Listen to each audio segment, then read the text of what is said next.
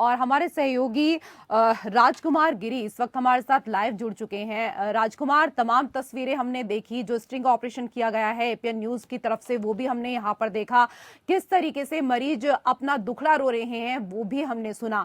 लेकिन अगर हम यहाँ पर बात करें, क्योंकि आपने पूरा मामला ये देखा है, तो क्या कुछ स्थिति है और अस्पताल तंत्र इस पूरे मामले में किस तरीके से शामिल है?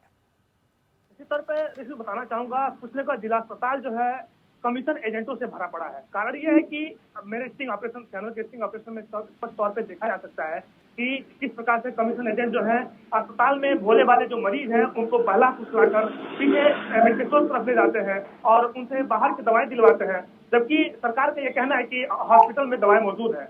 और यही नहीं, ये भी जो एजेंट है उनसे बाद में यही पता चला है कि ये जो डॉक्टर है, डॉक्टरों से इनकी साठगांठ है। और हालांकि ये जांच का विषय है, लेकिन जिस तरह से ये आरोप है कहीं न कहीं बड़ा सवाल खड़ा करता है।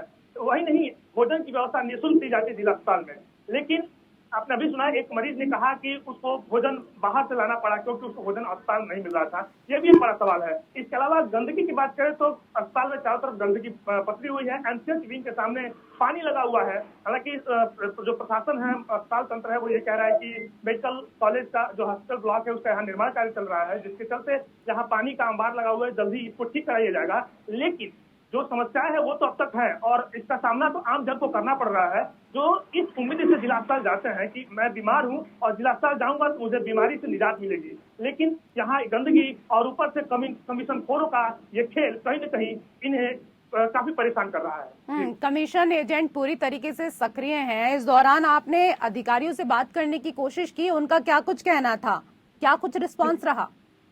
जी, निश्चित तौर पे मैं बताना चाहूंगा, ये मैंने इस संबंध में बात किया अधिकारी से, तो सीएमएस का स्पष्ट तौर पे कहना है कि पहले में भी जो एजेंट थे, ऐसे एजेंटों के खिलाफ कार्रवाई की गई थी, इन्हें जेल भेजा गया था। लेकिन उसके बाद फिर से ये सक्रिय हो चुके हैं और इनके खिलाफ फिर कार्रवाई की जाएगी।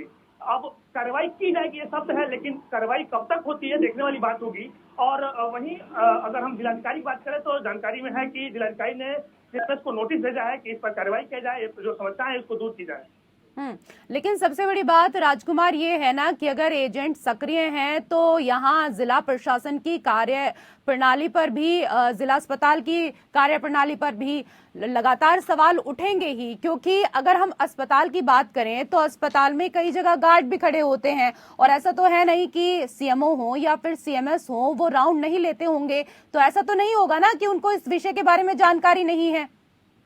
निश्चित तौर पर पूरा जो अस्पताल है वो सीसीटीवी कैमरे से लैस है, जिसका मॉनिटर है सीएमएस के कमरे में लगा हुआ है। वहां से स्पष्ट तौर से वो देख सकते हैं कि कौन इस अस्पताल में आ रहा है, कौन जा रहा है, किसका क्या प्रतिक्रिया है। ऐसे में कहीं न कहीं किसी न किसी साठगांठ की तरफ यह मामला इशारा करता है, क्योंकि जिस प्रकार से जो एजेंट है स्पष्ट ये बात बोल रहे हैं कि पैसा है तो कोई भी काम आसानी से हो सकता है। तो निश्चित तौर पर जबकि प्रशासन ने कार्रवाई भी की इनके खिलाफ और इन्हें जेल भी भेजा है, और जब जेल से वापस लौटे हैं उसके बाद से पुनः ये सक्रिय हो गए हैं, तो कहीं न कहीं ऐसा कहा जा सकता है कि कार्रवाई इन पर उस तरह से नहीं हो सकी या फिर कार्रवाई का उन पर ठीक असर नहीं हो सका है, जिसके चलते ये सक्रिय है, या फिर कहीं न कहीं जिला प्रशासन इस पर ध्यान नहीं दे रहा है, जिसके चलते सक्रिय है। बिल्कुल राजकुमार, जिले के प्रमुख अस्पताल का अगर ये हाल है तो बाकी छोटे केंद्रों की अगर बात की जाए तो वहां पर क्या कुछ हालात होंगे? निश्चित तौर पर ये तो जिला अस्पताल है जो कि मेडिकल कॉलेज का हॉस्पिटल ब्लॉक का रूप ले रहा है। इसके अलावा हम बात करें ग्रामीण अंचल की, ग्रामीण अंचल में कई ऐसे सीएचसी है जहां डॉक्टर नहीं है।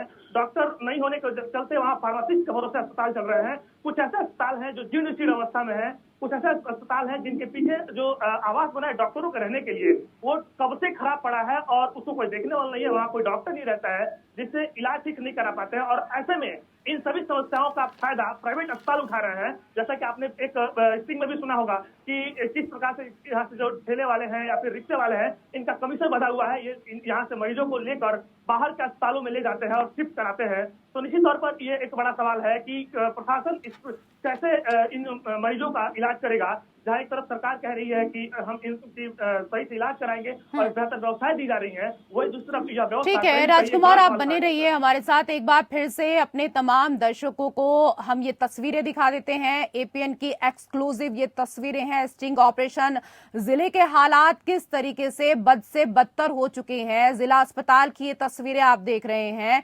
कुशीनगर के अस्पताल की ये तस्वीरें, जो चौंकाने वाली तस्वीरें हैं, जो खुलासा एपीएन न्यूज ने किया है, वो हम पूरी डिटेल्स आपको बता रहे हैं कि किस तरीके से पैसे देकर यहां पर जांच की जाती है।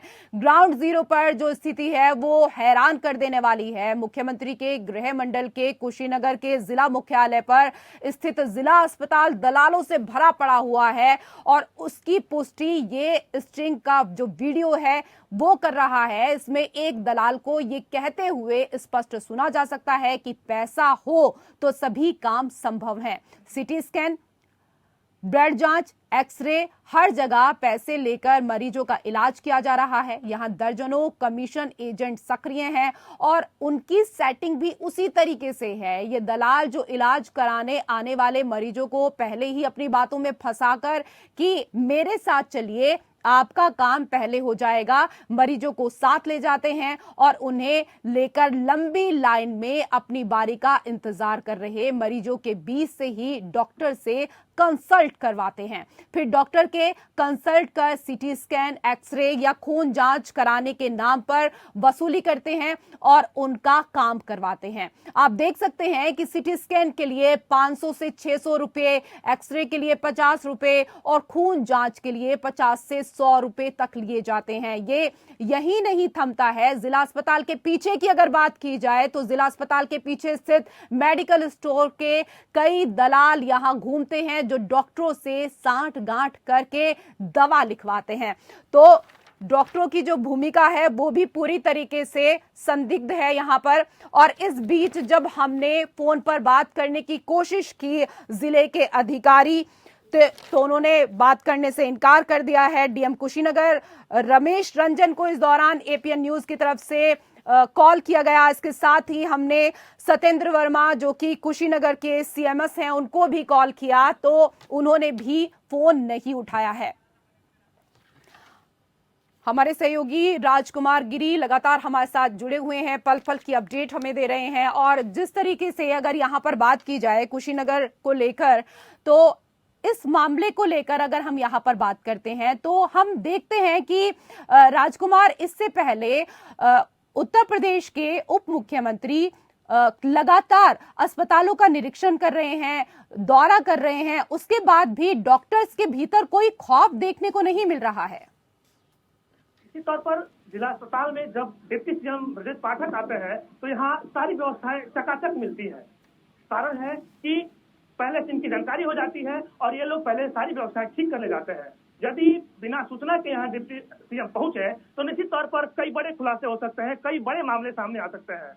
जैसा कि अभी एपीएन ने लगातार संपर्क किया डीएम और सीएमएस से, वो लोग फोन नहीं उठा रहे हैं। कहीं न कहीं सीएमएस का फोन नहीं उठाना, अक्सर सीएमएस फोन पे बात नहीं करते हैं या फिर उनसे अगर हम लोग बाइट लेने जाते हैं तो ठीक से जवाब नहीं देते हैं, तो ये किसी दूसरे तरफ इशारा करता है। हालांकि नए जिलाधिकारी रमेश रंजन ने जब से कार्यभार संभाला है कुछ स्तर तक सुधार जरूर हुआ है जिले के अन्य व्यवस्थाओं में, लेकिन अगर स्वास्थ्य व्यवस्था की बात करें तो स्वास्थ्य महकमा अभी भी लचर है यहाँ की। और इस पर मुख्यमंत्री का जो सपना है कि सभी लोग स्वस्थ हों, सबको सही तरीके से इलाज मिल सके, उस सपने को कुशीनगर जिला प्रशासन, खासकर स्वास्थ्य महकमा कहीं न कहीं पलीता लगा रहा है। मुख्यमंत्री का तो सपना है, लेकिन जो डॉक्टर्स हैं उनकी भी मिलीभगत है और पलीता लगाते हुए डॉक्टर्स भी तमाम नजर आ रहे हैं। और कुशीनगर की अगर बात की जाए राजकुमार गिरी, तो कुशीनगर गोरखपुर से बहुत दूर नहीं है, लेकिन गोरखपुर का कोई असर शायद कुशीनगर पर दिखाई नहीं दे रहा है। निश्चित तौर पर कुशीनगर मुख्यमंत्री का गृह मंडल है। आप बता दें कि जब मुख्यमंत्री श्री योगी आदित्यनाथ जी जब मुख्यमंत्री नहीं थे तो इनके उसके पहले जब सांसद थे तो अक्सर किसी न किसी प्रदर्शन में, किसी न किसी कार्यक्रम में योगी आदित्यनाथ कुशीनगर आया करते थे। यहाँ पर धरना प्रदर्शन में भी रहे हैं। खासकर पडरौना और जिला अस्पताल को बड़े ही अच्छे से जानते हैं मुख्यमंत्री जी। और बावजूद इसके जबकि उनका यह गृह मंडल है और ऐसे स्वास्थ्य महकमे के द्वारा जो कार्य चल रहा है और इस पर ध्यान नहीं दिया जा रहा है, क्योंकि कार्रवाई हुई है। जो एजेंट, कमीशन एजेंट वहां घूम रहे हैं उन पर पहले भी कार्रवाई हो चुकी है। आखिर कहीं न कहीं कार्रवाई उस प्रकार नहीं हुई जिसकी वजह से ये दोबारा सक्रिय है। अगर इनसे ठीक से कार्रवाई हुई होती तो इसी तौर पर इनकी हिम्मत नहीं होती कि दोबारा ये कमीशन एजेंट बने और दोबारा ये जिला अस्पताल पहुंचे और आम जन का शोषण करे। ये नहीं होता। लेकिन कहीं न कहीं इस पर जिला प्रशासन जो है वो ध्यान नहीं दे रहा है, कहीं न कहीं इस पर स्वास्थ्य महकमा जो है वो ध्यान नहीं दे रहा है, जिसके चलते ये समस्याएं आम जन को झेलनी पड़ रही है। और ऐसे में मरीजों को परेशानियों का सामना करना पड़ रहा है। बहुत बहुत शुक्रिया तमाम जानकारी के लिए राजकुमार गिरी। और